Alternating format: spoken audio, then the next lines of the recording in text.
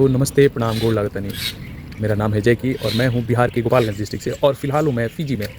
Fiji एक island country है जो कि 330 प्लस आइलैंड से बना हुआ एक खूबसूरत देश है। इस देश का क्षेत्रफल 18,270 स्क्वायर किलोमीटर है और इस देश का कुल आबादी 9,33,000 की है और क्षेत्रफल की दृष्टि से भी छोटा है और पॉपुलेशन वाइज भी ये देश छोटा है, पर बड़ा खूबसूरत कंट्री है। इस देश में अंग्रेज़ों के द्वारा इंडिया से लाए गए लोग हैं जो गिरमिट मजदूर के रूप में इंडिया से आए थे। उस समय एज रिकॉर्ड वहाँ से 60,000 प्लस लोग इंडिया से माइग्रेट किए गए थे अंग्रेज़ों के द्वारा और यहाँ पे शुगर की खेती के लिए उन्हें गन्ने उपजाने के लोग लेके आए थे यहाँ पे और उन लोगों ने इस देश के ग्रोथ में अच्छा योगदान दिया है और एक अच्छा पॉपुलेशन है यहाँ पे इंडो-फिजियन लोगों का।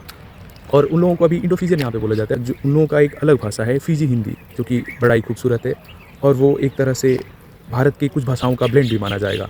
जैसे कि उन लोगों में मुख्य तरह से भोजपुरी को अच्छा से उन्होंने यूज़ किया है, क्योंकि मेरे हिसाब से वो टाइम पे अपने बंगाल, बिहार और उड़ीसा साइड से ज़्यादा मज़दूर लेके आए हुए थे उन लोगों ने। और देखिए ये लोग अपने यूके हनुमान जी का पताका लगा रखा है इन लोगों ने। देखिए वो तरफ भी सेम ऐसे ही पताका लगा और ये जो पताका और ध्वजा जो हम लोग माँ काली माई की स्थापना करते हैं, जो घर से थोड़ी दूर पे आपको काली माई मिल जाएंगी, इन लोगों ने घर पे ही काली माई का स्थापना कर रखा है और भगवान शिव का प्रतीक शिवलिंग उन्होंने लगा रखा है। वहाँ पे जो पताका लगा है उसके नीचे एक छोटा सा मंदिर के रूप में इन्होंने लगाया है और अच्छा पूजा वगैरह करते हैं।